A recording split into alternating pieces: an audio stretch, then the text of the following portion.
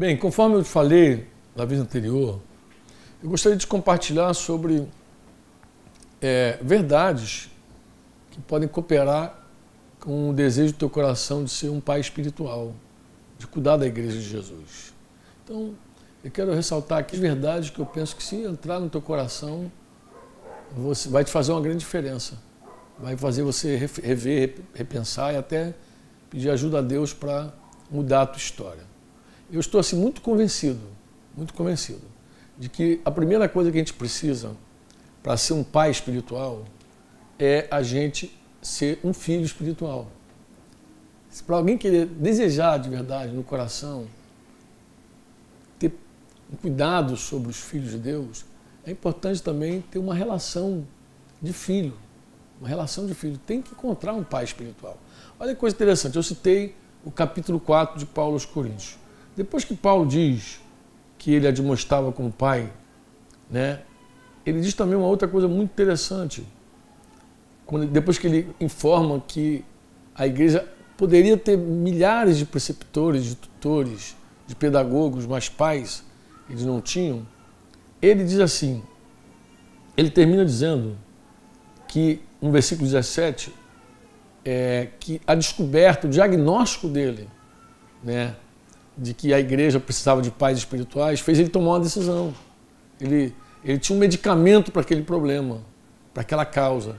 E no versículo 17 ele diz, por essa causa vos mandei Timóteo, que é meu filho amado e fiel no Senhor, o qual vos lembrará os meus caminhos em Cristo Jesus, como por toda parte ensino em cada igreja. Olha que coisa interessante, amado. A necessidade da igreja de Corinto era de pais espirituais. E Paulo envia um filho. Quem pode ler e dizer, mas se a necessidade era pai, por que Paulo enviou um filho? A gente só encontra uma resposta. É porque ninguém é capaz de ser pai, se não for de verdade um filho. Existem muitos homens de Deus, mulheres de Deus, que querem de verdade cuidar da igreja, que querem de verdade exercer paternidade, não paternalismo, paternidade espiritual sobre a igreja de Jesus, mas cometem essa falha, esse erro. Eles querem ser pais, mas não estão dispostos no coração a receber alguém como pai, como mãe. Alguém que vai cuidar, que vai entrar, que vai tocar, que vai orientar, que vai admoestar, que vai consolar, que vai exortar, como Paulo disse que ele fazia com cada um dos filhos dele. Né? Ali, quando eu citei, da vez passada, a primeira carta aos Tessalonicenses, no capítulo 2, quando ele diz assim, e sabeis ainda no versículo 11, de que maneira como pai a seus filhos, a cada um de vós, exortamos, consolamos, admoestamos para viverdes por modo dignos de Deus que vos chama para o seu reino e glória. Essa é a primeira dica que eu queria, primeiro princípio, a primeira verdade que eu queria compartilhar contigo. Uma outra verdade que eu tenho pensado muito é o seguinte, existem muitos pais que receberam de Deus a bênção de ter filhos biológicos. Mas logo na tenridade, esses pais pegam os filhos biológicos e já mandam para a creche.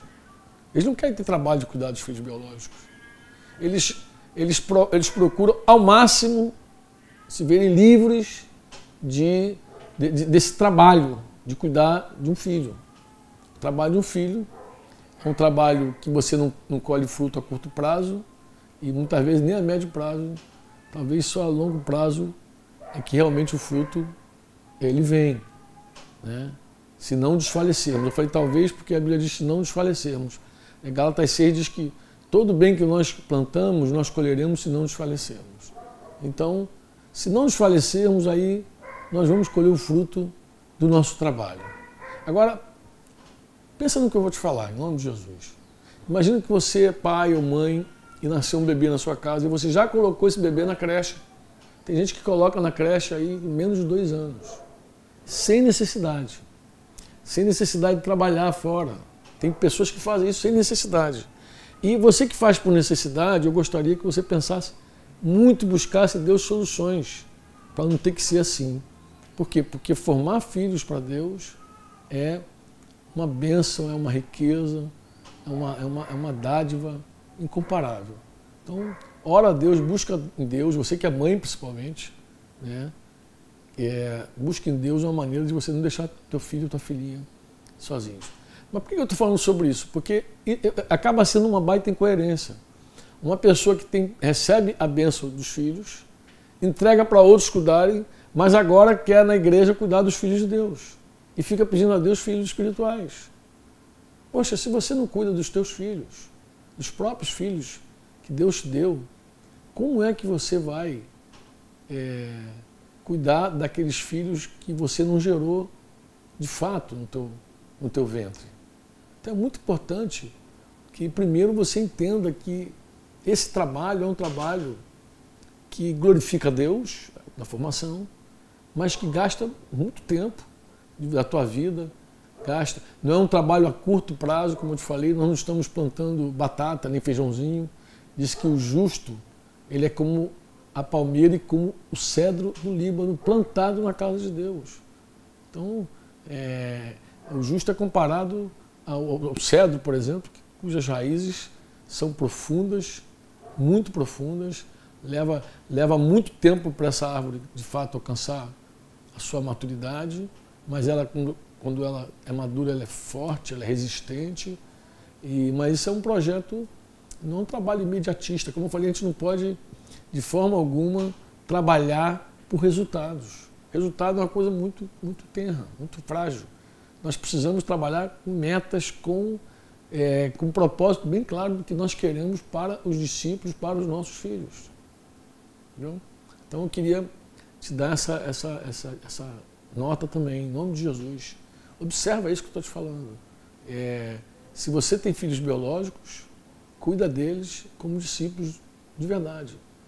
E dá a eles o melhor da tua vida. E depois você pede a Deus filhos espirituais, Ele vai te conceder também. Tá ok? Essa é a parte que eu queria compartilhar contigo aqui, no nome de Jesus. Fica na paz.